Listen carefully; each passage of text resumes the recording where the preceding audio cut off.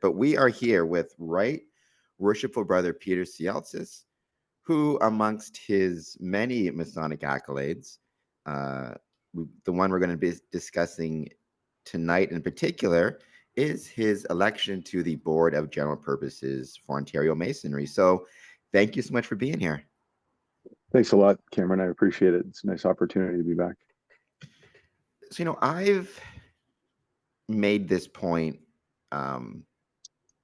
many times, particularly when it comes to our Grand Lodge candidate series, Grand Lodge candidate series, or just interviewing people involved with the Grand Lodge of Canada in the province of Ontario. I think for the average member, certainly for myself, I joined in 2007, and from 2007 to maybe 2013, which is when I first became a warden, I really didn't have much of an idea of what the Grand Lodge was. It was referenced in Lodge, usually every year in May and June, people would reference attending Grand Lodge.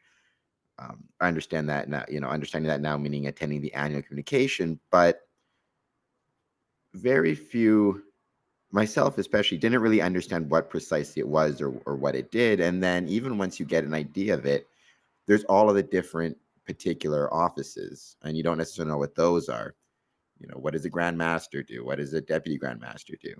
Before going, congratulations to our newly elected Grand Master, Most Worshipful Brother Jamie Ireland, who's going to do a great job, I know. And, in your case, what does the Board of General Purposes do?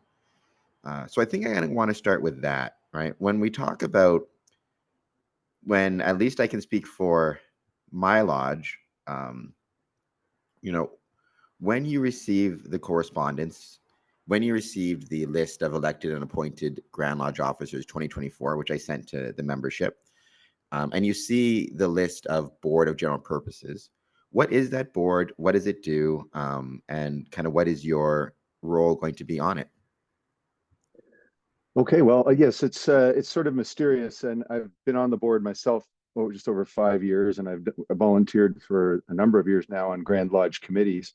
And yeah, it's mysterious to the rank and file Mason, to many of them anyway, what the board does. But if you, by analogy, if you look at a corporation, it has a board of directors, board of governors, and depending on the size and functionality of the organization, whether it's a corporation or whether it's a public entity, there's the board of governors. Half of us effectively are elected, half of us are appointed by the Grand Master. There's 5 honorary in addition to those 20. And so there's 25 of us who are the work. I mean, everybody works, and so I don't want to use the term the working members of the board, but there are 5 honorary members of the Board of General Purposes. Typically, those are skilled professionals, somebody like lawyers or financial advisors and what have you. They may or may not have the time to run for Grand Lodge office, but they want to. Their expertise is needed, and they want to serve. And many of them are made honorary members of the board. They do have a vote and they do participate. They're very active. In fact, I know the legal committee has been very, very active, not just in the disciplinary side of things, but also there's a couple of other projects that are on the go right now, managing our properties and things of that nature. Although I'm a lawyer, I'm an elected member of the Board of General Purposes. So 5 of us are elected for a 2-year term in alternating terms. So 5 of us elected this year, 5 again next year, and every 2 years we have to seek re-election. Many who are appointed to the board will serve as well and seek election. And if they're not elected, but their service is still desired by the Grand Master, they will be appointed or reappointed as necessary. Every couple of years, or I guess every year, the appointed guys, some of them get elected, others retire, some move on, just this with any other organization. So in that sense, the members of the board, whether we are elected or appointed, we chair many of the Grand Lodge committees, and the committees are divided under 5 pillars. You'll find those set out in the long range plan. Okay, so you have, for example, community outreach, and that's headed by Right Worshipful Brother James Broomhead, and the operations pillar, which is what I serve on. Previously, it was the pillar chairman was Art DeCecco. He's now our deputy. So it's Right Worshipful Brother Jeff Gatke, who was elected to management this year. and he served as audit and finance. So we handle sort of the operational side.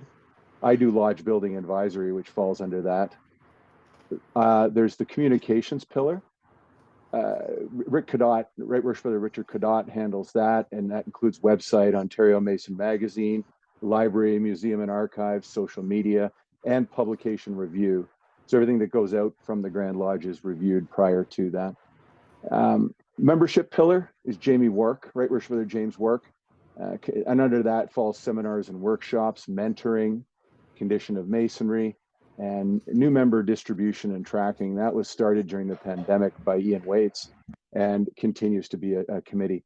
And then the fifth would be Masonic Education, and Jim Circum is the chairman of that, who's appointed this year. Under them, you'd find the DDGM preparation, the Masonic Education Committee, the Cornerstone Program, Officer Progression and Leadership Development, as well as the College of Freemasonry. So there's a number of initiatives that Grand Lodge has done, and these programs were deemed to be for the benefit of the craft, but they still have to be administered, reviewed, implemented. And that's what these chairmen, they head up these committees, and on those committees are a number of brethren who have served over the years.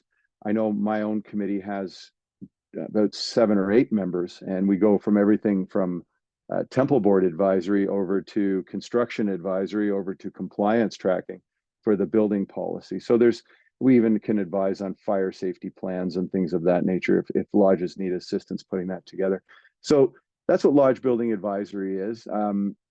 I was given this position 2 years ago to chair it, and now that I've been reelected to the board, I've been reappointed to chair the committee on an ongoing basis. We made some good progress, I think, in the past couple of years, and I'm looking forward to expanding it. But sorry if that's the long-winded answer, but it kind of talks about what the board does. Basically, if there's a Grand Lodge committee out there, it's operating within a pillar, and then the 5 pillars are headed by the members of management who also participate. They're sort of the inner circle of advisors to the Grand Master. The deputy participates in that. He's the chairman of the board, and the president of the board, I think is the correct term. And there are ex officio members like the Grand Secretary, Grand Treasurer, and then there's a larger board that includes the district deputies, et cetera, and they will appear. They'll come in once in a while, like usually at the end of the year when we have the overall board meeting prior to Grand Lodge's annual communication. So there are ex officio members. All that's spelled out in the Constitution, but basically again, coming back to that term, and I don't like to use the term working members, but those of us who are appointed, elected, and honorary, we tend to be the ones who chair the committees and who ensure that these committees, meet their key performance indicators as set down in the long range plan and overseen by the deputy Grand Master and the Grand Master. You mentioned a lot of names in there that should be known if people are following the Square and Compass podcast. We've had, Right Worship Brother Art DeCecco on the podcast a few times. Sarah Combe, a lot of the names that you mentioned. And congratulations to him as well, as you said, now Deputy Grand Master. The Grand Lodge annual communication this year, as in previous years, right? The voting in terms of district deputy Grand Masters, as well as elected and appointed Grand Lodge officers, was done virtually. You got it. Everybody voted voted for you virtually. I'm not sure how much you know about it, but I'm just curious if you know how that's been going in terms of numbers, right? It started virtual during the pandemic for obvious reasons, and kind of kept virtual after. Which, I mean, the obvious benefit of that is it kind of enfranchises more members to vote if they're living in Kenora, for example. Although in any sane world, Kenora would be part of Manitoba. And I grew up in Winnipeg, so I can say that I don't understand why Kenora is part of Ontario. The map is drawn weird, but nonetheless, if you're living in Kenora, Thunder Bay, or whatever reason is you can't make it to Grand Lodge, you can still vote. Do you have any just out of curiosity, any knowledge as to how that's going, even in your neck of the woods? What's the turnout been like, and are people taking advantage of the online and virtual voting? Cameron, I'd love to tell you that it's been great. It really hasn't. The turnout it's been recovering, just like everything else with the pandemic. I think the first couple of years they were, I say they, we collectively expected a bigger voter turnout. We wanted to make it easier and less expensive for the vote to be decentralized. Okay, so in terms of just pure numbers, it's been slowly recovering. I think also, I mean, the voting for the district deputies happens first, and it's nice in the one sense. I mean, the obvious advantage is it decentralizes the vote. If tradition was we would hold our annual communication at the Royal York, and there was an inherent advantage to those candidates who were running, at least it was understood to be an inherent advantage to those geographically located closer to Toronto. I can tell you, as someone who has run for the board and not been elected once, and then the second time around I was elected, the man who came ahead of me the first time I was elected, immediately ahead of me in the voting, was Right Worship Brother James Broomhead. He was the education chairman, and he was online during the pandemic, and it did gain him a lot of. The guy's got to know who he is, and he's an excellent, excellent Masonic leader. I have nothing but the greatest. I consider him a friend and a brother, and nothing but the greatest accolades for him. Broomhead, for those of people who don't know, lives in Chapleau, Ontario. My grandmother emigrated there as a 16-year-old many, many years ago. But that's 9 hours north of Toronto for those who don't know.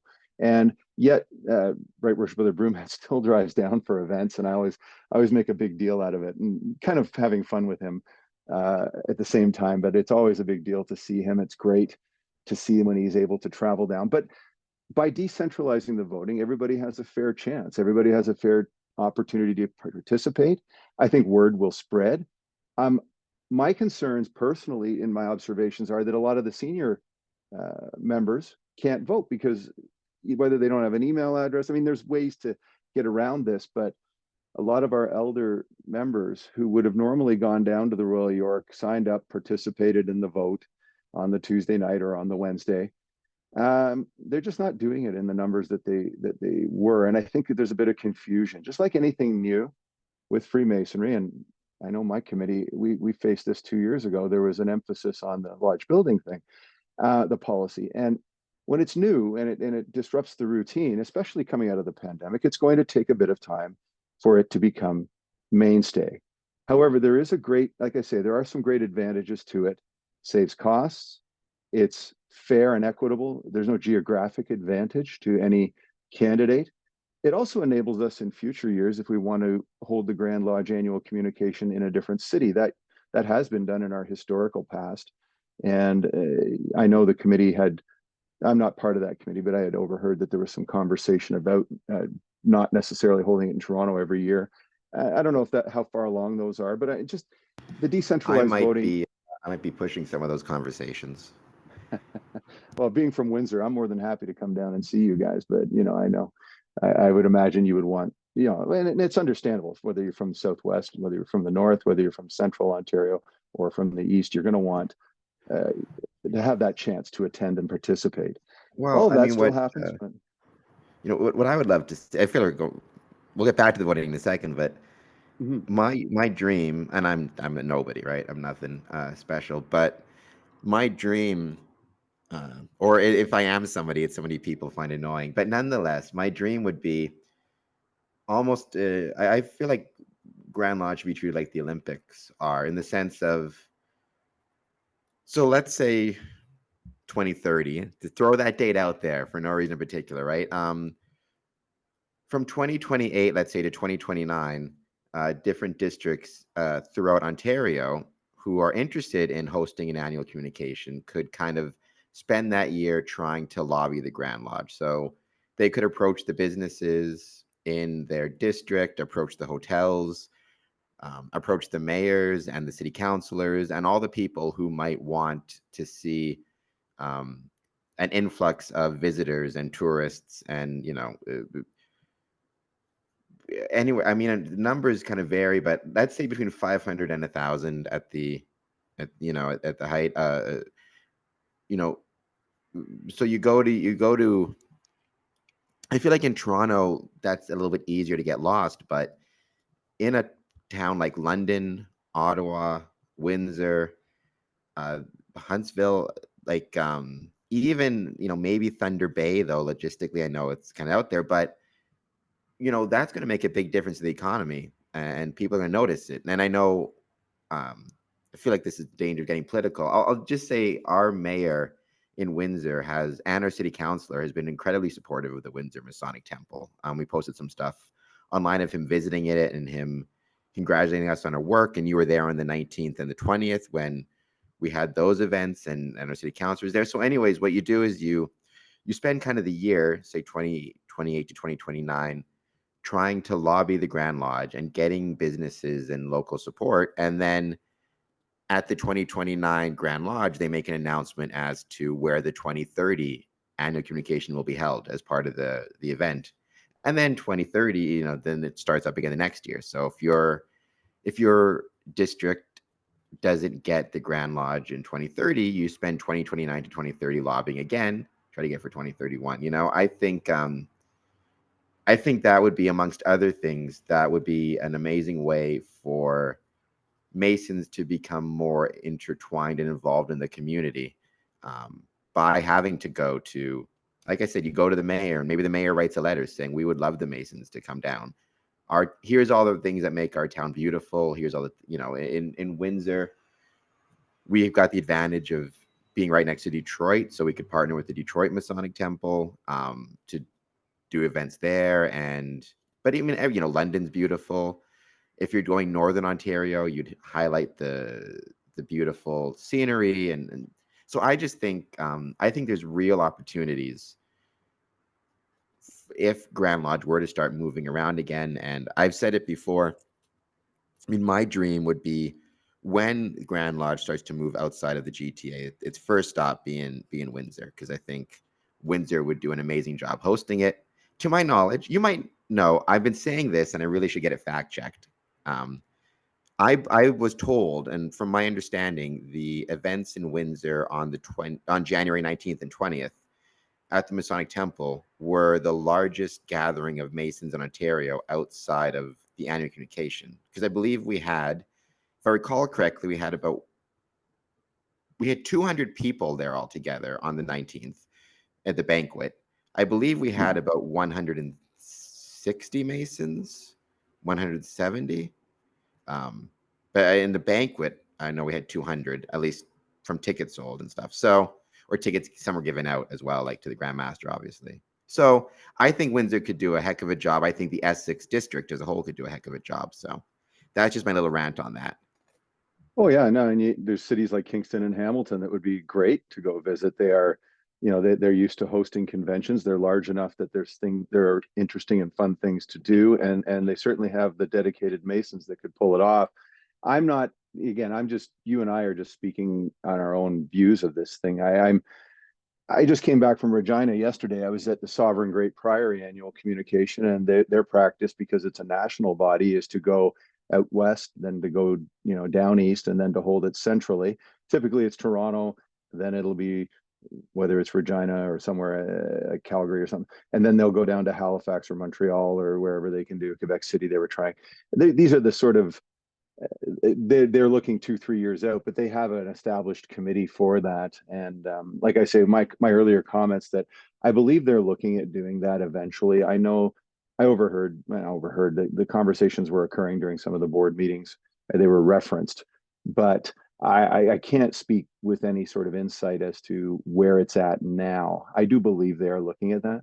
On the flip side, there are logistical requirements, like you mentioned the Olympics. The analogy, it would be the same for Grand Lodge. We would have to have a sufficient sized boardroom, enough hotel support, that kind of thing. But I don't see why it wouldn't. I mean, if it's practical, it's feasible. I mean, guys from Toronto could get to Windsor, no problem, and I don't see why even the guys from the East, if we were going down to Windsor one year, we hold it out in Ottawa or Kingston the next. Or again, it's a great idea. I like the idea of spreading it around. It gives us an opportunity to go to different places. However, I live 20 minutes drive from the hotel that we currently hold it at, and it's worked very well. I'm enjoying the new facility. I miss the history of the Royal York, but at the same time, I think it's very accessible where it's located right now for most. Which direction you're coming from, But again, I'm from Toronto, so I'm biased in that, of course. But no, I'm open to the idea, and I think many would be open to the idea of moving it around, especially with the decentralized voting. I mean, I agree with you. By the way, I'm a big fan of. I like the Royal York. I have a lot of fond memories, but Mm. I've been a big fan of Sheraton Parkway North. So thank you to the staff there. Um, every time I've gone, but 2 years now it's been there. Three. Every time, I've enjoyed it a lot, and I think it's a very good venue. But Windsor's got some nice venues too. I'm just saying, and some Yeah. big spaces. We got the casino. We could hold a lot of things there, and a lot of things at the Windsor Masonic Temple. Speaking of the Masonic Temple, um, we've been lucky enough to have you in attendance a few times. Uh, January 19th and 20th. I always go back to that because that was a lot of work to do, and it was a lot of fun doing it. But then also, I want to, as the building committee chair, I guess I was going to say member, but chair. Your most recent visit to Windsor was June or May. No, it was June. Wait, I can't even think of the date now. It was for Border Was your Cities Lodge installation where I became the worshipful master. So I think it was June. Or I think it might have been one of those two. I think it was June. It was right Um, around there. Yeah, it was right around the end of May, early June. I recall. I remember the it's day well. and you came down not only for the installation, which I very much appreciated, but you stopped by earlier when we were hosting the coffee with the fire crew, where we had the fire department come down to give like a safety presentation. Um, the month before, we'd actually had coffee with a cop, where we had the Windsor Police Services come down, talk about security, because that has been an issue downtown. We showed them our new security features at the temple, the new security cameras we have around the perimeter. So, just as a building committee, what did you think of having the fire crew, having Windsor Fire and Rescue in attendance to make those presentations, and that partnership, the partnership beforehand, having Windsor Police in attendance? What were your thoughts? Because I know you did mention on Facebook, right? Something about how happy you were to see that presentation. And just so as a building member, what were your thoughts on that? Well, the committee. I mean, that event was great. It really was great. And I'll sort of get into it in a moment. But just remember, even though the policy has been around for a few years now, I think the original policy started in 2012. It was sort of put to the back burner in many districts, many lodges, and in fact, many were not aware of it. So when Most Worshipful Brother Hogaboom was installed as Grand Master, he announced it as part of his mandate that this policy would be um, emphasized, and that every lodge would be expected by the end of that year, June 30th of the first year of Most Worshipful Brother Hogaboom's term, that it would be everybody would be compliant, and the consequences would be upheld. And we don't like to emphasize that part of it, but it was a bit of a shock, but at the same time, a bit of an eye opener to all of our brethren across the province. And it was our committee's efforts.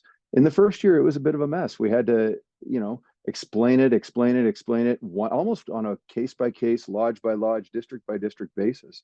So to see these relationships, if you think about the policy itself, which is the three steps of the building needs a fire inspection. Once the municipal inspection is done, then once a year, we as each lodge has to do its review just to make sure things stay current. And we have to also, to keep up with the fire code, review our fire safety plan. Those are the three steps of the policy in a nutshell, the two being annual requirements. So even though we deal with the municipal fire department once to get that inspection done, and I noticed that it's in smaller towns, many of the lodges were complaining, we just had the guy in 2 years ago. We just had him in last year. They're telling us to leave him alone because nothing changes. I said, well, that's why the policy was amended a couple of years back, just to make it a little less onerous. But it's what I'm getting around to saying is it's good to have these relationships. Let's face it, many of our own members are members of these emergency services, whether it's ambulance, fire, police, but it's good. These are parts of our community, and it's important to be involved in that. Again, going back to Most Worshipful Brother Hogaboom's most recent speeches, when he talks about the deterioration of civil society and how many of the volunteer organizations, like whether it's Kinsmen, Rotary, Lions Club, and even our own Masonic lodges, are declining in numbers. The interaction between people, the actual in-person interactions, have started to drop off, and thus the relationships become just formal. You're emailing somebody down at the fire department, they're responding with an email. There's no personal, there's no phone call, there's no face to face. So when the men I say the men, it was men that day, but when the firefighters show up to do, the fire prevention officers, in fact, I think there was a lady among them, to do an inspection or to get to know them, it doesn't hurt to know who you're working with and know who you're dealing with and to view them as community partners. We, as our in our most basic Masonic obligations and charges, we talk about being good husbands and fathers, but also being good members of our community and contributing back to that. And we don't have a stated mandate per se that goes area to area, lodge by lodge, but we try to contribute to our community in our own way as it's relevant. And so I think having these relationships with the fire department, it opens up doors, it creates relationships, and how can that be bad? And we all come out of it. We meet new people who are good people that serve our community. They know us as contributing citizens. And overall, we all come away better enlightened. We become better educated as to what's required, what's going on. Even with this policy, it's still an ongoing effort to try to make sure everybody fully understands it so that they're not doing work they don't need to do, but at the same time, they're not missing out on things that need to be done. So I really enjoyed it. That's what I was talking about when I came down. I came down a little extra early so that we can enjoy the coffee club. It was a nice social, but an opportunity for me to meet some of your members while at the same time answering their questions. But having the fire department there, that really opened up the conversation quite nicely so that we didn't have to have it, whether it's in lodge or afterwards. You know, it was nice to have it at the coffee club and cover off that topic. The I suspect one of the issues with the benefit of a building like the Windsor Masonic Temple or like a Brampton or a public where there's a public hall involved is that you're kind of more likely to get those inspections, right? You kind of have to, right? It's if your building is single use and exclusively used for Masonic meetings, or if it's a rented space for that matter, which I'm not sure if any lodges are using rented space. I'm assuming a few are in Ontario. Then that becomes kind of its own unique challenge, right? Because then you're reliant on your landlord or to do it, or if it's a single use building and you're the only ones using it, like you were saying, the fire department might be less inclined to go check it regularly, as opposed to if you're or the municipality if you're renting out the space for other people. I can't speak from firefighters or from a fire safety department's perspective on it, but I would almost certainly think that, you know, the usage as a building of public assembly is going to attract a certain higher degree of scrutiny. There are lodges that share space with daycare centers, elder care facilities. For example, there's one in Cambridge that has, I believe, a Montessori or at least a daycare center in the basement. There's one in London that is partnered up, and there is a residence for seniors as part of the building that they meet in.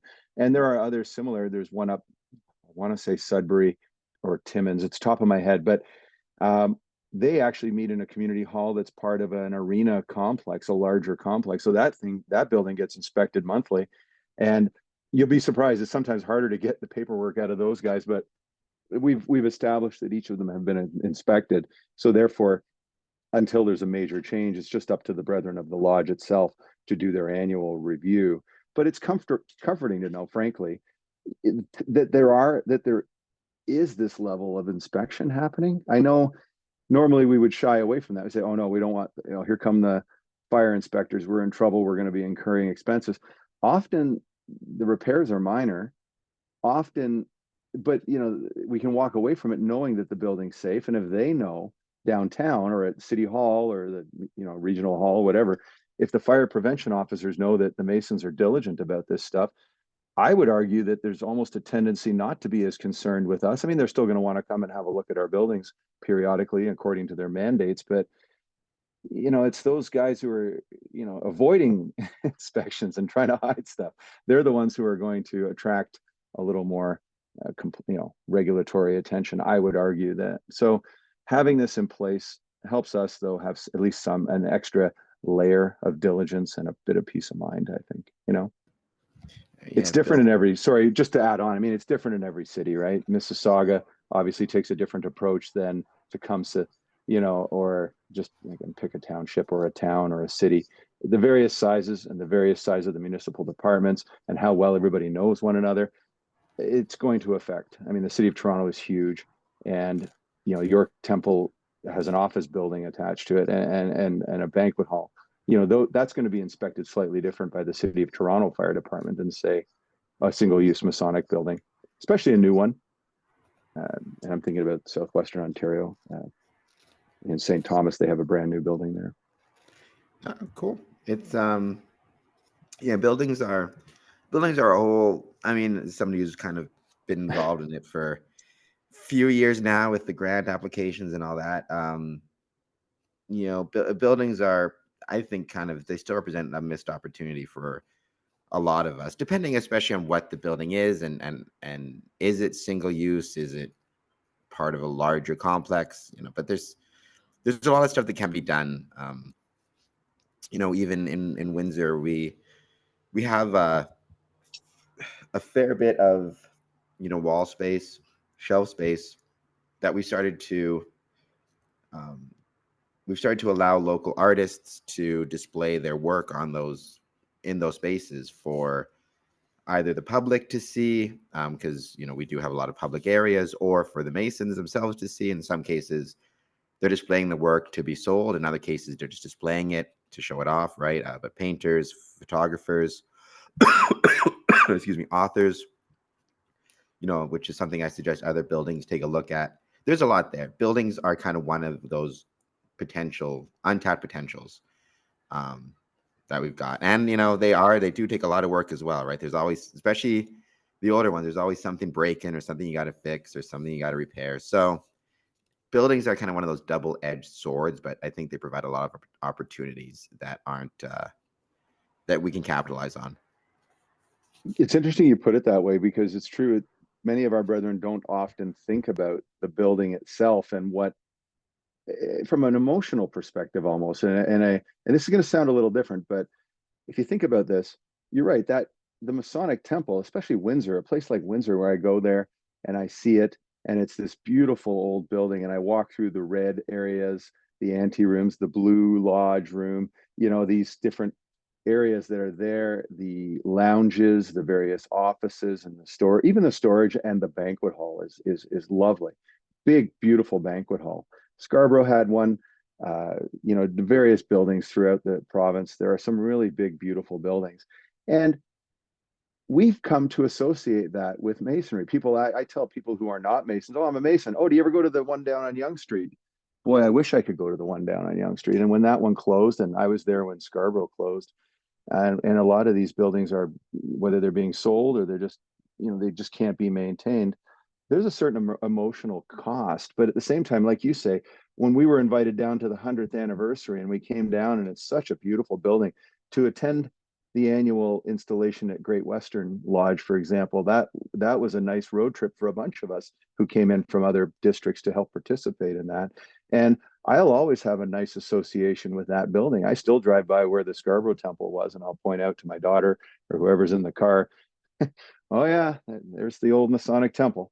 And it's not anymore. It hasn't been over, 15 years now, but it's that emotional attachment. And you ask anybody who's been on the temple board, you yourself have, it's not always happy news, because everybody's got an opinion about what should happen at the temple, right? Because they love their lodge, they love Freemasonry, and part of that is the love of the building itself and the great memories and the great friendships that we have there. So it does become a bit of a hot topic sometimes, admittedly, because it's an emotional connection to that building. We all remember the school we went to. We all remember the high school. We all remember perhaps our church or place of worship. We have certain attachments. The house we grew up in, the community center where we played our hockey games as a boy or whatever. It could be anything. But, my scout troop, the building no longer exists. Every time I drive by there, it's now a library. I look at that library and think, yeah, the old scout troop used to meet there. Anyway, the point is, Cameron, there is a certain emotional attachment, and the building itself does play into that. And so it's important, I think, what I've learned from seeing some of these buildings go down is that we're not maintaining, we're not putting the money into it that we realistically should be.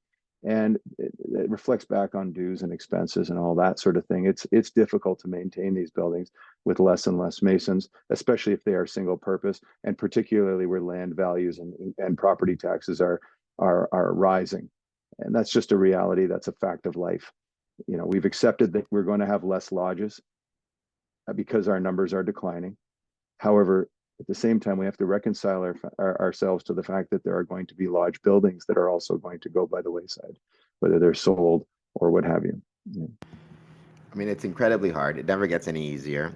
No, Having it's said awful. that, yeah, having said that, there are a lot of opportunities out there if you're willing to put in the work, and if you're willing to deal with kind of a lot of the nonsense that goes with putting in the work. Windsor, again, to its credit, Windsor Masonic Temple, they just got a new tenant in a theater company who's going to be using the ballroom, especially for theater shows and productions. Bloomsbury House, which is great to see. I'm not on the temple board, so I don't know a ton of the details. I just deal with I'm on a committee that deals with the grants and stuff like that. But I mean, I know Bloomsbury House. I know they're going to do a great job, and like I said, we've got a lot of community support. So, but it is a ton of work, right? I think being a Freemason is not as well. I guess it's up to the person. I would say it's a lot more work if you want to do it right. It's a lot more work than people realize. A lot of effort in a lot of different areas. Um, it's very On easy top of, to say it's just a volunteer organization, but see, if I you want to assumed actually you do it right, do it right. exactly. If you want to keep your building in the long run, I mean, whether it's 50 years, 100 years, you've had that. You guys have had it 100 years and now, and you've celebrated your centennial anniversary, and you can see the beauty in the building, but that just doesn't happen. I know you've put. That's why I just assumed you were on the temple board because you always. I just associate you with Windsor Temple. You put in so much work, so much in terms of the historical building designation and also the grants for accessibility. Those are things that you and I have spoken about this in the past privately, but I was hoping. Uh, I'm glad that I get a chance to stay on as buildings chairman. I think we made a lot of progress the first 2 years in terms of just helping everybody understand the basics.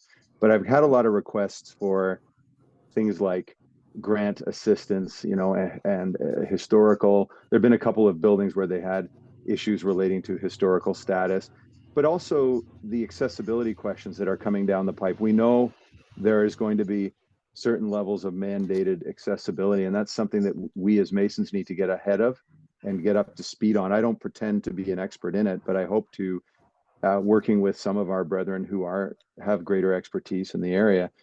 Those two things are exactly what I'm hoping to expand our library of resources on. We focused mostly on compliance the first 2 years, including how to write up a fire safety plan and things of that nature. But now that everybody seems to be sort of ticking along, we're going to continue assisting lodges, making sure they understand what's needed to comply. But I'm hoping to grow our resource base in at least. I'm going to start in those two directions because there are lodges inquiring about these things, and it creates a great opportunity to grow our resources, work together, tap into some of the expertise we have within the craft. There are some great masons, some really knowledgeable masons right across the province in all areas of building Well, I mean, management. we're in the midst right now of another application period for the Green Inclusive Community Building Grant, which is, if I recall correctly, it's through Infrastructure Canada. If I recall correctly, the deadline to apply is October 16th, but it's funding to make your buildings more energy efficient, whether that be Mm-hmm. replacing windows, replacing roofs. Trillium is there's always a grant there somewhere. So it's but yeah, it's there's a lot of resources out there. I tried to promote as much as I could through the podcast and through the 19th and 20th um, in January. Speaking of, I did want to bring that up as well. You got the chance to attend. If I recall correctly, you attended both days in January, right? The 19th and the 20th, or did you just attend the 19th? I was just the 19th That's this right. time Yeah. around. Unfortunately, I had to be at, I believe it was I'm the provincial grand prior in the Sovereign Great Priory for Toronto District, and that's like being your district deputy grand master, except my district runs about 4 hours across driving time, 4.5. So I had to be at one of the preceptories, I believe, was holding an installation that day, so I couldn't stick around for the 100th anniversary. Unfortunately, I would have had to leave about 9 a.m. to Well, make it that afternoon. you got to be there for the 140th installation for Windsor Lodge. What are your recollections of that event? Whether it be the, I mean, we started with the banquet, then we had the installation, obviously, then we had some Windsor pizza afterwards. So, what are your recollections? We had obviously the vendors in from Windsor 519 and Fraternal Ties, and Walkerville did the bar services. So, just what were your recollections of the 19th? And then, did you hear anything? I mean, we posted stuff online. You know, the Grandmaster getting his custom Spitfire jersey. But what do you recall hearing about the 20th? And just what are your recollections of January 19th in Windsor? Well, okay, yeah. So the actual installation night, the banquet, the celebration, it was such a good night and so worth the travel. I know a part of that degree team that came, installation board, sorry, that came down to do the work of the actual installation itself. Being on that was an honor. But at the same time, what I really enjoyed was sitting at the banquet, and even beforehand, before we were seated, standing there and just kind of greeting different brethren from across the, across the province, and also the American brethren who came across from Michigan. It was just great to share with them and just meet new friends and sort of reunite with some old ones. But it was great to see that the event was so well promoted that it attracted brethren from across the jurisdictions, right? The food was I hate to emphasize it, but you mentioned it. I mean, the Windsor pizza and the banquet. I mean, the banquet and then the after banquet. I mean, what great hospitality was put on, and that's got to be mentioned for sure. Um, then the next day, yeah, I tried to follow the events on the social media, and seeing the Grand Master receive his recognition with involving the Windsor Spitfires, the community members, like the mayor and other politicians and what have you, and the media, and getting this event the attention it deserves. Because let's face it, if this was the 50th anniversary, times would be different, and that is absolutely a newsworthy event. The problem is in the 100th anniversary, when there's so much out there in terms of social media and competing stories and subject matter, it's hard to get the attention that it truly deserves. I mean, what the significance of a 100th anniversary. So it was very much, I was nervous for you guys. I wanted it to come off really well, and I wanted it to be such a community event. And from all the, again, I only saw that second day from a distance. I did follow it, and it just seemed like everybody was there. It was a fun day. The room was opened up to non-Masons, which was really great, because all in all, we're bringing the community into the most sacred place, which is our lodge room itself. And they are there, you know, it's just like an installation when we bring in non-Masonic visitors. They're a little bit awkward for the first 15 to 20 minutes, but if they're there for an event like a regalia presentation or something like that, eventually they relax, they see how the interactions work, and they feel comfortable coming into the Masonic building, not just like it's a secret building and they don't know what goes on in there. And it's good to involve and link up with the community to create a dialogue and awareness, public awareness, of what we do and who we are, because let's face it, there's a lot of misinformation out there that we have to constantly battle. So I congratulate you. I mean, I was very happy to see it went off so well in the end. No, I think I agree. It went off very well, and a lot of people put a lot of work into it. But it was a lot of fun, and I think it Exactly. kind of goes to show what it wasn't a lot of fun leading up to it, but the day itself was a lot of fun. So I think it goes to show what can be done if you put the work into it. Um, Going back to kind of where we started to kind of wrap this one up, right? I got in touch with you as you had been elected, or I guess re-elected to the board of general purposes. Um, we started talking about the tendency of Masons, especially newer Masons, to kind of not be aware of what a Grand Lodge does or what it is, especially when it comes to the particular offices. So, what does it mean to be a member of the board of general purposes, or what does it mean to be a grand treasurer, grand register, grand secretary, right? Mhm. If you're a secretary of a lodge, you're going to learn more of those things relatively quickly. But for your average rank and file, right? Um, And that can't even include, I say, newer Masons. I can include Masons who've maybe been members for several years, but either never became officers or never really took an interest in the administrative side of it. So I guess my question there is, why, in your estimation, what why is it important that it's a two-way street, right? Why is it important that lodge officers, I'm thinking particularly of a worshipful master, but a secretary as well, take the time to inform their membership as to what the Grand Lodge is and what it does?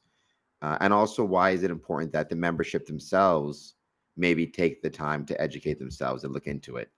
If they're not, if for whatever reason they don't know, right? So if, classic example, treasurer gets up in lodge and says, we have a bill for X amount of money, which is our Grand Lodge semi-annual. The membership may have no idea what that means. They may just vote in favor of it, right? Why is it important that either the treasurer explains what the semi-annual is and what it's for, or that a Mason maybe stand up and ask for an explanation if they don't know, if he doesn't know what that is? That's a great question because it is very important. Remember, I'll start off, just one thing popped in my mind. The first thing when a man is initiated, he's given three books, right? He's given his EA memory work. He's given a constitution and bylaws. And you'll find that, I say this just for those who, for whatever reason, don't know, or it just never occurred to them. The first whole section of the first sort of substantive section of the Constitution outlines the creation, the governance, and the various roles, duties, and obligations of our Grand Lodge. Now, we've heard the toast to Grand Lodge, and if you've been fortunate enough to be at a number of banquets, you've heard it said, Grand Lodge is not a building in Hamilton, it is us, right? It's a collection of Masons. I gave that toast in January, actually. I got the Grand Lodge toast. Yeah, Grand Lodge is not a building, it is us, right? It is a group of guys. So here I am, a member of Birchcliff Lodge in Toronto East, among other lodges. I belong to others, but I show up and I have good friends there, and I like to do the ritual work, and I vote on motions, and I might speak out against some that I disagree with, and I might speak in favor of some that I agree with. And that's great. I get to participate in my lodge, and we can decide whether to hold a golf tournament or a barbecue and do those things. And we might do some charitable work, and we can discuss that. Masons are good at different Masons are good at different aspects of the fraternity. So there are those who really enjoy the social events, but don't really care to get involved in the administration. There's the opposite. There's those, like, for example, I know our grand treasurer has always had his eye on that because he's an accountant, and that just comes natural to him. There are those of us who enjoy the fraternal ties and the brotherly interactions, and then some who just want to be involved in their community, maybe doing charitable work. And what you should pursue your desire as a Mason. That's always been my belief. If you're good at ritual, then be good at ritual and enjoy that part of it. And then when somebody else steps up and organizes a charity event, you support them and you help them. That may not be something that you necessarily are inclined to do. So getting back to the Grand Lodge, and we are the Grand Lodge. If you look by and large, there are two ways to become a Grand Lodge officer. One is to stand for election, and then the other is to be appointed. The elected guys are putting themselves out there based on their reputation and saying, look, I've done work in my district, or I've done work, and I'd like to serve the district, perhaps as district deputy, or I'd like to volunteer and get on a Grand Lodge committee. And then eventually perhaps one of those brethren might like to run for the board and to chair a committee. There are brethren who are appointed, many of whom it's a thank you. Like, for example, the district secretaries, they do good work in their district. It's can be at times a thankless job. It involves a lot of effort. Many of them receive an appointment as a recognition for that work. And there are other brethren as well who are appointed as, say, a grand steward, a grand standard bearer, what have you. And then there are functional ones like the grand piper, grand organist, grand historian, or archivist.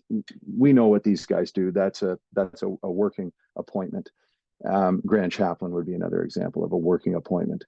So these are, the duties of these various offices, they do generally correspond to what's going on in lodge at the lodge level.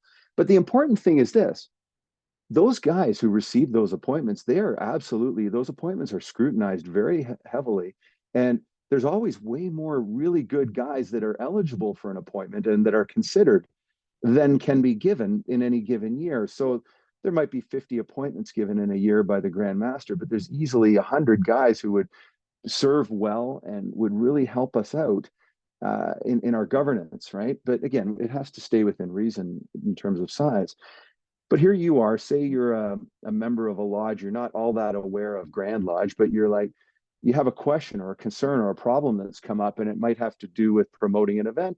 It might have to do with, oh, I didn't know we had to have dispensation for this event, or, it could be anything. Like, and it comes down to lodge buildings, for example. You have a question, you reach out to me. And even if somebody reaches out to me and it's not a lodge buildings question, I know as a member of the board who are the other members of the board, and I will happily refer them over uh, to that. And unfortunately, there's always been this divide between some guys, anyway, some of our guys have an us versus them mentality. And I'll tell you honestly, I just kind of year by year have taken on more and more at the Grand Lodge level. And then suddenly I woke up one day and realized, hey, I'm one of them, not one of us.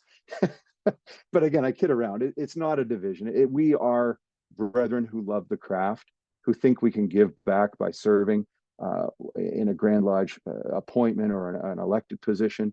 And it's an honor. It's very rewarding. It takes a lot of time, and most of it's not seen.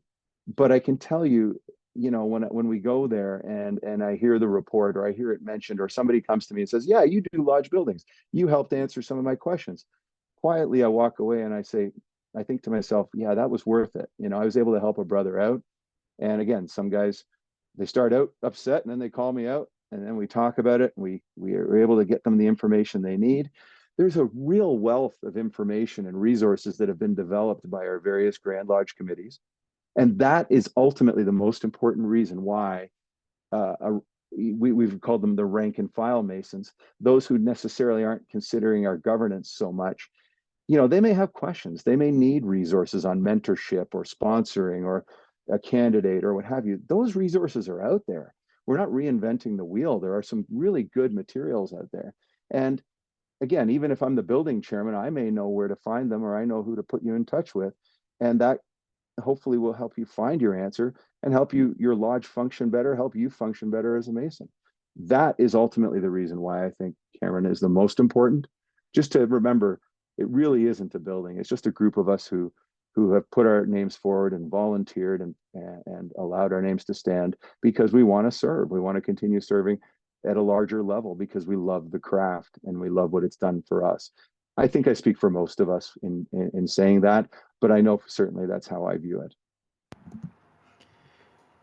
Yeah, I think that's right.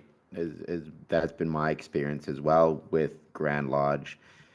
I don't get me. I do understand kind of I think the us and them kind of mentality. I don't know if it's if it in my experience it kind of grows more just out of exhaustion on the part of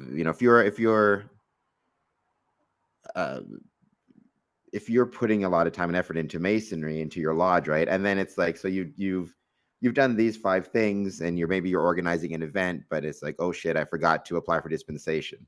And so now you got to go and you got to fill out that extra form. And obviously there's a value to applying for dispensation because Grand Lodge needs to know that you're not doing something that is going to, bring disrepute onto the craft or be caught unawares. I'm not saying I've been perfect at it. There's been times I forgot to apply for dispensation. I throw myself on the mercy of everybody's forgotten at some point or another, or you applied late, or whatever it is. But I do think that that's kind of where that can sometimes come from.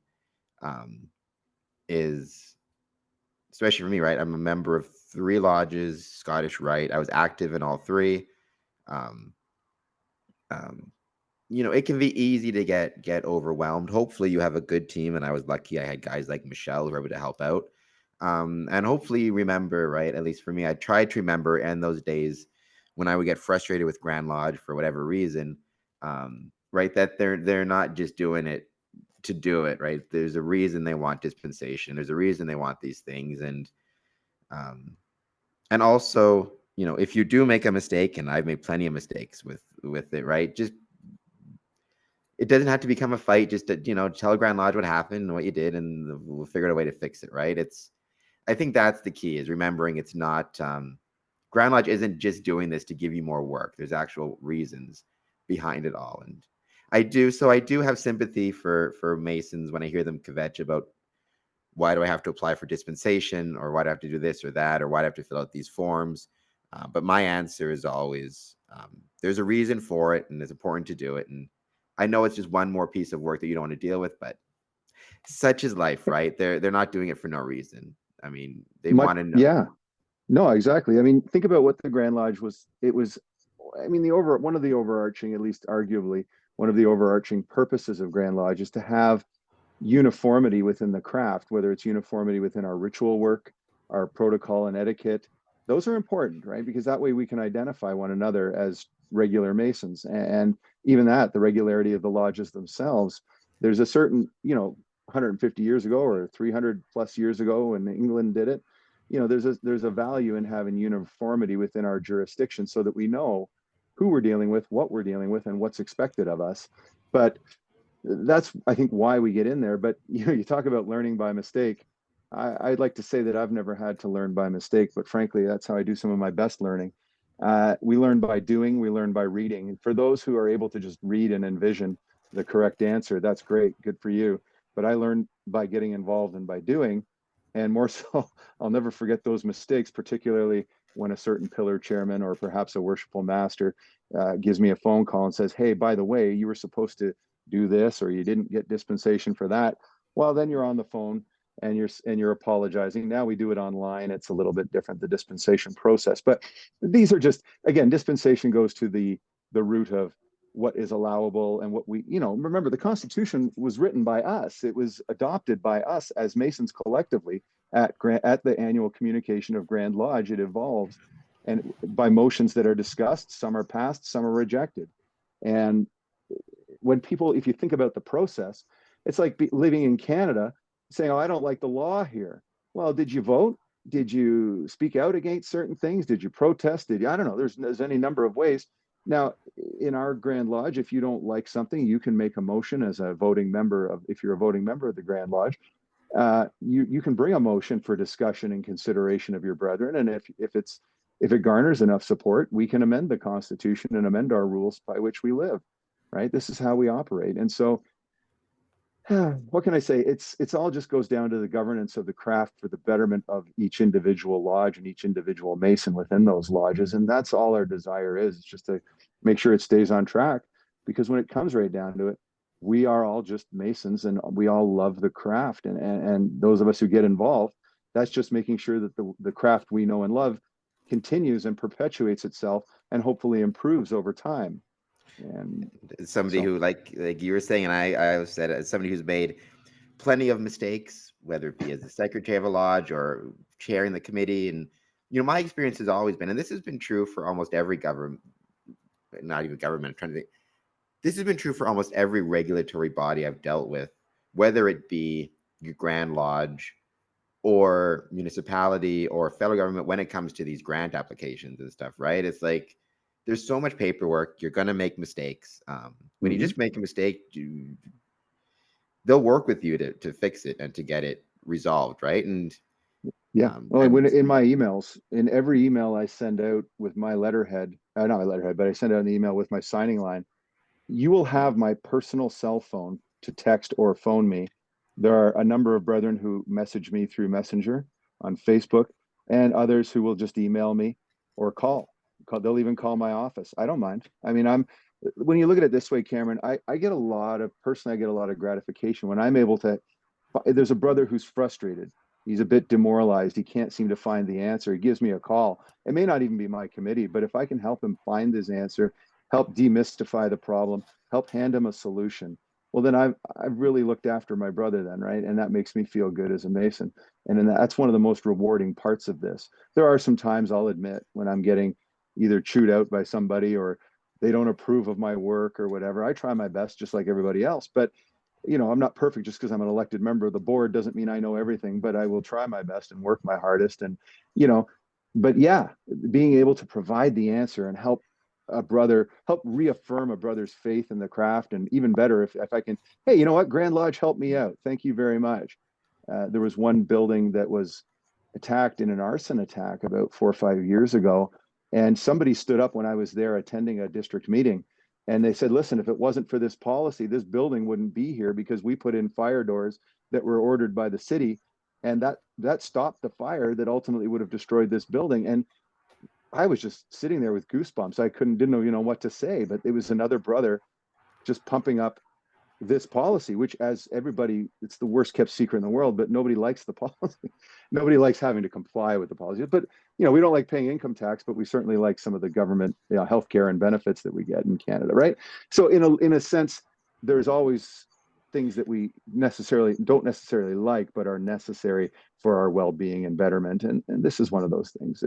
It's take a look at our buildings. Let's make it as easy as possible, but still do some real work once a year. I think It's people like it. People understand what it's for. It's just they don't like the work. But I guess to the yeah. membership, I'd say if you ever wonder why your secretary gets so cranky sometimes, especially around official visit season, it's because there's always more paperwork to do. But Yeah. the paperwork serves a purpose. So just bear with us and pay your dues I'm on time, always, please. yeah, I'm always happy to help if a secretary is stuck or a district secretary is stuck. I always make it clear to them, at least I try. And now this year we hope to start using a little more with the Ontario Mason magazine. And our new Grand Master has emphasized the usage of social media. I'll be putting a lot more information and announcements out hopefully on the Ontario Masons magazine, and as well as on the Ontario Masons Facebook page. Just, it's a way of reaching younger members and letting them know, hey, it's just a simple click in an email that you can reach a Grand Lodge, like a member of the board, who, again, I have every good intention of trying to help brethren find the answers and find the resources they need. And even if it's not my committee, I'll try my best to put you in touch with the right guy. Well, speaking of as acting secretary, I guess I'm not secretary anymore because I became master of board of cities. But as somebody who's still assisting, yeah, I will say I know I worked with you on the building committee stuff for 3 lodges because I helped out all the lodges 2 years ago. This year, it was a little bit more smoother, and the lodges, and we had a district deputy or a district secretary who was very helpful as well, Ed. So it was a little bit easier this year. But right, thank you for the work, and thank you to the fire department for their checks and all that stuff. Right, it's a pain in the ass, but it's worth it. So, and It, that's the biggest thing, right? That's true for everything. Just because it's kind of a pain to do, that doesn't mean it's not important or valuable. And like you said, it saved a lodge from burning to the ground. So Imagine, it's worth the headache. exactly. I tell people, when the people have an issue with this, I just remind everybody, so it's once a year. It takes you 20 minutes to half an hour at most to just sort of walk around and make sure. But try to remember this. Don't point anybody out, but when you're sitting there in lodge next time it occurs to you, I remind the brethren, look around the room and see who would be the least likely to be able to get out of that room in the event of an emergency. You got to make sure that the room is, the building is safe enough, and that we have a plan in place to make sure everybody gets out safely and gets home to their families. Even if the building itself goes up, at least we followed the rules. We were safe, and the fire department knew where to look and what to do and what was there when they arrived. All of that stuff gets covered off, and it's not the most popular. It's not sexy subject matter by any means, but you're right. I'm glad you mentioned that it's starting to go a little more smoothly. We continue to automate, and we do.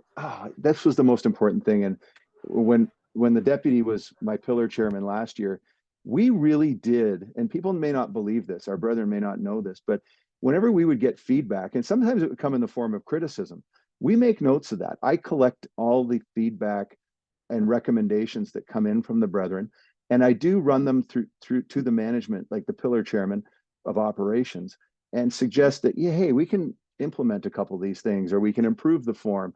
Ultimately, with the L forms, the goal, I think, would be, and I think the deputy shares this view, is that we would like to be able to integrate the insurance compliance, the building compliance, along with the L forms, which is condition of masonry.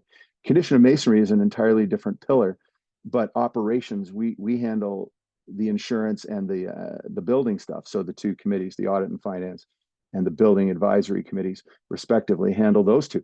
But we've we had to put in place, and we were able to, at least on a working basis, put in place a good tracking spreadsheet that could be looked up by any of the stakeholders, whether it's the Grand Master Deputy. They might be up north on the Northern Tour or out in the Eastern Tour. They can always log on to our spreadsheet and gather current information right away by district, by lodge, or overall. And so there's no reason why, we've been working with Ken Elligson and Jeff Gatke. Those are the two that I've worked with the past 2 years. And the desire is ultimately to have an integrated system so that it's a lot easier for lodge secretaries. They're not chasing 3 different tiller chairmen, and there's just one group looking it all over.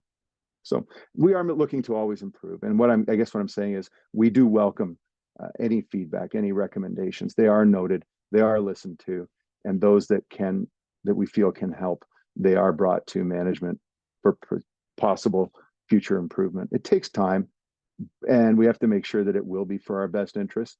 But if there have been good recommendations, and I hope to implement them in this year, now that we've stabilized the reporting process a bit and everybody's kind of on board with that. Yeah, it's and I would concur, or yeah, I'd agree with everything you said there, especially, if you have any concerns with something, then get in touch with Grand Lodge, let them know what the concern is and why, and see how it can be resolved. Right. But I think that really what the key is, I think, from this conversation that I would take away from it, is, right, there's a reason behind these policies, behind what Grand Lodge is doing. And so they're not making work for the sake of it. They're doing something because it's about keeping the members safe, or keeping the fraternity going, or whatever it might be. And also, to any Masons out there who are struggling with the amount of work, because it's that plus their day-to-day lives and everything else, right?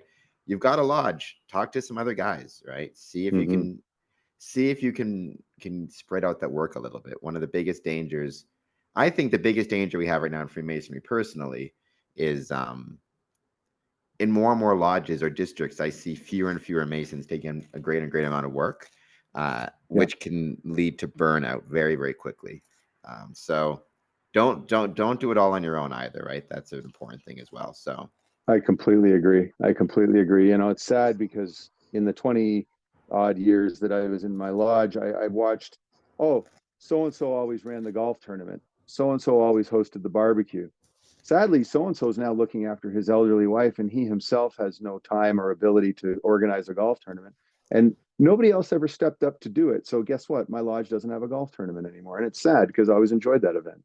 It was a charity thing. When I was worshipful master, we did very well for our charity, our lodge's charity.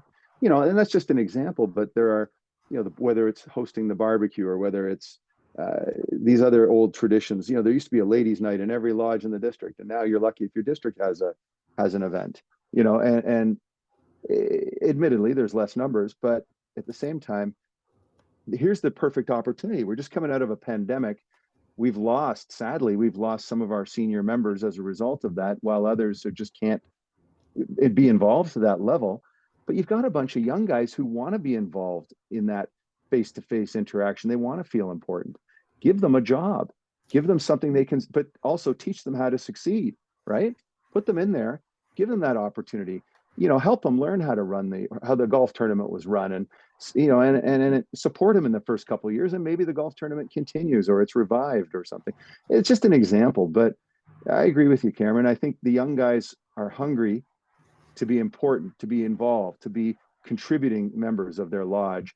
And while the old guys, I say the old guys, are still around and they still know everything, which we all know, every past master knows everything, they can happily share some of that wisdom, because I shamelessly borrow wisdom from senior Masons that have gone before me. But if I hoard that wisdom within my own brain and I don't share it with the young guys, it's useless. It's absolutely has no value. But if you have the wisdom that you've gotten from senior Masons, pass it to the junior guys so that they can pass it to their junior guys, and it continues, and we get stronger as a collective and as individuals. Yeah, I always like the expression, right? Be the thing. So if you're going to be a Mason, and that means take part. Be Be the whatever you're thing. going to be it. I gotta, Don't just be a name on a piece of paper, which I think unfortunately a lot of Masons are fast becoming, right? Or name on a registry. Actually be active, because that's a really important thing. And making yourself dispensable is also pretty vital, right? You never want to be in a situation where, like with the golf tournament, is a great example of that, right? You never want to be in a situation where the golf tournament lives and dies with one individual, right? Even if you are that individual, and it can be an ego boost kind of to be the one guy in charge of something, but you could get hit by a bus, knock on wood, right? You want to make sure that one of the greatest tasks of any leader is making sure that things will continue without him. So, but and it's a two-way street, just like I was talking about, right? Yes, the older quote unquote guys need to be willing to pass on the wisdom and be willing to make themselves dispensable, but the young guys need to be willing to step up and take on those jobs too, and actually show initiative. These are my experience. Um, yeah, it's both ways. The older guys have a tendency not to ask for help, and the younger guys have a tendency not to offer to help, and that creates a big problem. So, got to go both ways. But I think that's a key, and even with the building committee stuff, right? it can apply across the board, whether it's ritual. Oh yeah, that was always Jim's piece. Jimmy always did the final charges, or Jimmy always did the secret work or the working tools or something. Well, when Jimmy can't make it, what are you going to do? You know what I mean? The ritual, if nobody else is learning the pieces, if nobody else is being involved or knows how, not only are they going to be sitting on the side, and there are other competing interests for people's time, especially as society gets more and more modern, more and more communications, more and more entertainment, and then also, the roles of the spouses and in blended families and single parents. You have a lot of single fathers in the craft who they have their kids with them, or they have other obligations. They're not going to have time to always be at lodge, and if they're not, or say you are married, but both spouses are working 45 or 50 hours a week, something crazy like that. And then they're coming home and they're trying to get the kids off. And then dad has to go to lodge. Oh, you can't go to lodge this month, honey. You got to help get the kids to swim lessons. Okay, fine. You know, that's how you start losing young guys, is because there are competing interests for their time. So you have to make the lodge experience a valuable experience, a worthwhile experience, that he will set aside the time, that one night a month, or whether it's one night a week, or whether it's traveling to other lodges or districts. The amount of time we each can put in doesn't necessarily mean the amount of time that we do put in. It's how much you get from it and how much you love it, right? And so to develop that love, you have to get something valuable from it. And that's why we need to make our lodges, a valuable experience. And I think that matters. So Or involving the young guys is the key. how much you can give to it. I think Yeah. one of the, I mean, I've got a few different concerns kind of with Freemasonry, don't we all? One question I try to ask now when it comes to a newer member or a candidate or an applicant, even before it's signed off on, the typical question, right? It would be why do you want to be a Freemason? What do you hope to get from Freemasonry? My usual question now has become, what do you think you can give to Freemasonry? As opposed, right? Because it's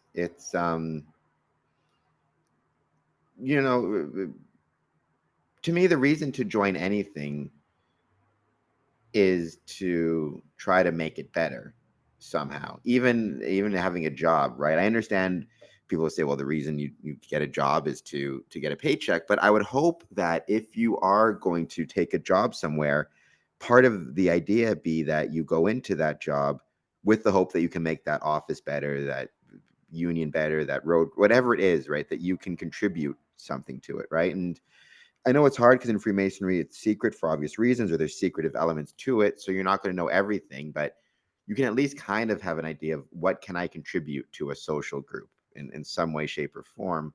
Um, right? I don't, what the example I always give to newer guys is, or actually, this lecture has more become prominent with older Masons nowadays. When I say older, they can be in their 40s, but they joined when they were 21 or whatever.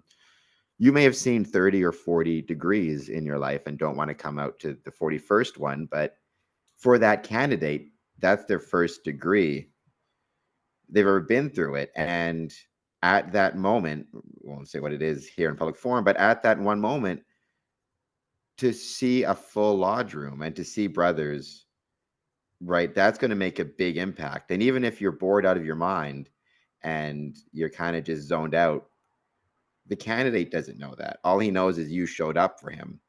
So you're giving, you know, it's okay sometimes to not get anything of value from Freemasonry, but instead to give something to it, to give your time, to give your energy, to give your charity. If it's a crummy meeting, which happens, you can be charitable in how you approach that and how you approach the work, you know, all those things. So sometimes I think the emphasis, the individual Mason doesn't matter. What matters is what that Mason can give to the lodge in that moment, right?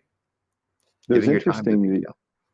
Oh no, I agree with you, and it's interesting you say that. And I would sort of challenge this in one thing that you said is that you may not get anything of value from it. I have yet to. I can't remember. Let's put it that way. I can't remember the last time I went to lodge and I didn't learn something. Now, I'm the first to admit there are some nights where I go and I just pick up on a little thing, or I watch, the same piece of work that I've done 20 times. I watch someone else deliver that piece and they do it with different emphasis or different just sort of gestures or just the way they're conveying it. Remember, it's the meaning that we're trying to convey to the young man. And it's true, we have to bear in mind that it's his first time. I say the young man, it could be an older man, but the new candidate, the new person receiving this new information.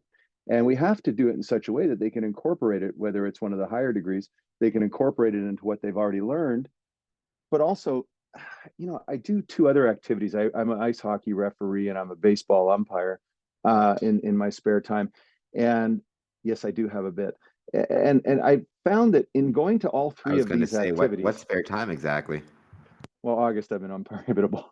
The Whenever I umpire, if you think about what's happening in the situation, or whether you're refereeing a hockey game, if you think about what's happening in the situation or something that might have happened that maybe didn't but could have, you think about it afterwards, or when there's a break in the action, or maybe after the game, you end up looking up a rule, or what would have happened if that had happened instead of this, or it just helps to make you better.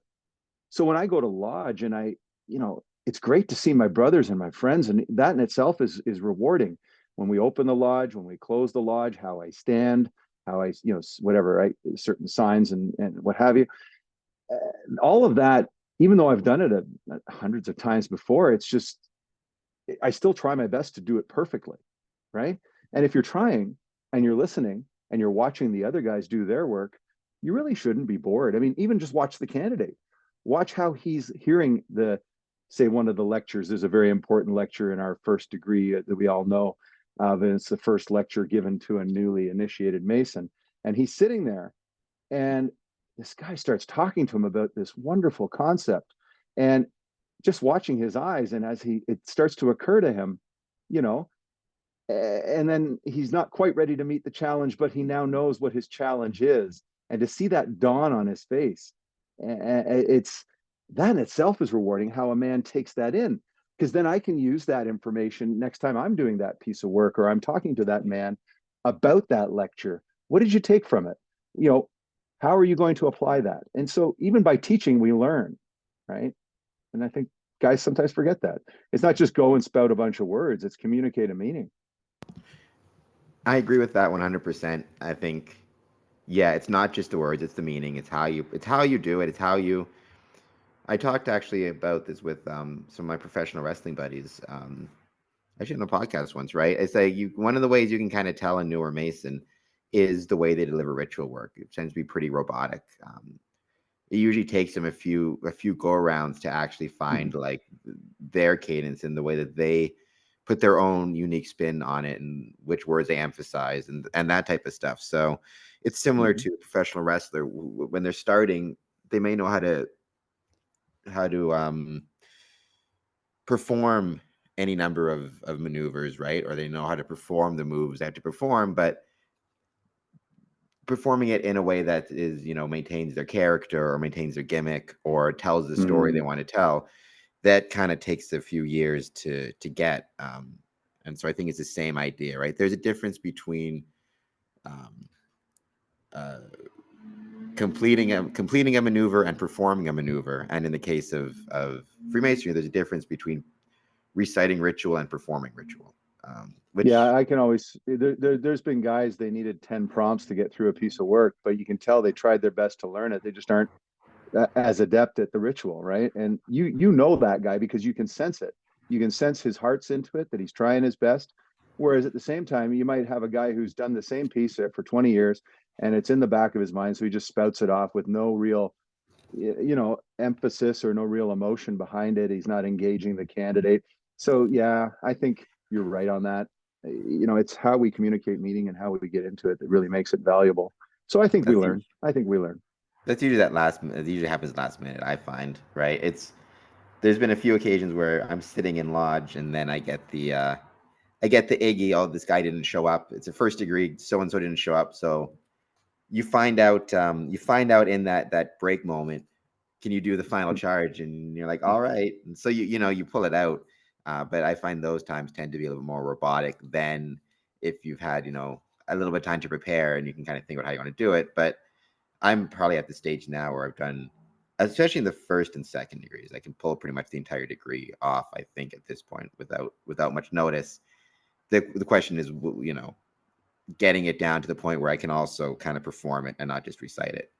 But yeah, That's it's exactly it. That's why we spread it around, right? People ask me, well, "Oh, we'd love it if you participate in our installing board." Oh, I'd be honored. Yeah, for sure. What piece do you do? Whatever piece you want. I'll learn it. If I don't know it, I know it. But if I don't, I'll learn it or I'll polish it up. I'll come ready to go. But whether it's investing an officer or whether it's installing the master, and anything in between, the general charge, the secrets, whatever, all that work needs to be done. And I think anybody who's asked to participate in such an auspicious night, well, it's the same thing for a new candidate. Here's a new guy joining our craft. And Don Campbell, most wish brother Don Campbell used to say when he was Grand Master, be nice to that entered apprentice because he might be your Grand Master one day. And sure enough, we have a new Grand Master. we do, and Hope, very hope the guys. very good guy too, Jamie. So Oh yeah. I guess I shouldn't call him that. The most worshipful brother. When I've done two events here in Windsor involving Grand Lodge, Grand Masters coming down. The Cornerstone in 2017, I think it was, in City Hall, and January of this year. And I was told in both occasions, if you see the Grandmaster in the grocery store or you're in the washroom or at the bowling alley or in your lodge, you always refer to him as most worshipful. So I'll say Mm-hmm. most worshipful Brother Ireland instead of calling him Jamie. But A he's wise, yeah, a wise Mason once told me that once they become the deputy, that you basically forget their name at that point. It's interesting because I would introduce, for example, let's just say I'm introducing my lady at a ladies' night to Most Worship Brother Tom Hogaboom, who at the time was Grand Master. I would be, hello, Grand Master, nice to see you, sir. How are you, Grand Master? Oh, by the way, Grand Master, this is my girlfriend. Uh, and then whatever I'll say to my girlfriend, this is our Grand Master, Most Worship Brother Thomas Hogaboom, although I refer to him as Grand Master. You can call him by his name. It's good. you get to call him That kind of a Tom. thing, right? Like, You have to go through that whole thing, but it's observing a proper reverence for the office. I mean, that's the highest office in our province, right? And our leader, our ultimate leader of the craft. So by all means, I think it's worthy. this year, And I it's walked up one time to a conversation. There was three Grand Masters standing there talking. I shook each of their hands because they're each of my friends and brothers. Hello, Grand Master. Good evening, Grand Master. Hello, Grand Master. I just that's a reverence. That's respect. It seems a little strange sometimes to outsiders, but you're right. That's the protocol. a Grand Master, I suppose we call it, right? The S would be at the Grand, be like Commanders in Chief. A gaggle of Grand Masters. All right, well, I avoid that term. gaggle isn't it? A group of Seagulls are Grand Masters. a group. Yeah, a group. You're lucky to run into more than one at any one occasion. Well, in Windsor, to bring up January again, we had two. We had Mhm. Grandmaster of Prince Hall, Ontario, and Grandmaster of Ontario, Canada, parts of Ontario. We were supposed to actually have Michigan. That was really disappointed in that. Is Grandmaster of Michigan was supposed to be in attendance, but they had had some type of storm which had caused them to postpone. They had to move some Um, type of event that was going to be a week earlier or something to that night. So the Grandmaster had to cancel. He sent his personal representative in his stead. We still made sure to get him the gifts we got from the pop shop, and we got a whole bunch of gifts, like local gifts, to send his way. But we almost had 3 Grandmasters, ended up with 2.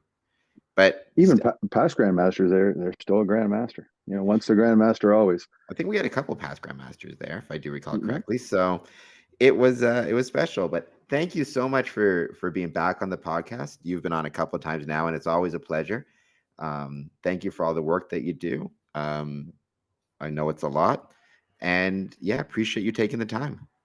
Cameron, thank you so much for inviting me back. It is an honor. I'm glad, and you know what, it's a great opportunity for me to sort of hopefully demystify the board and talk about our, in particular, my own committee. I thank you for that. I realize it's not the most interesting subject matter, but it's also nice to sort of share insights into the craft in general and our governance, because the more we can make it seamless, make it accessible and understood by our brethren, the more effective we can be as leaders and help our lodges, which is really what we want to do. So thank you for that.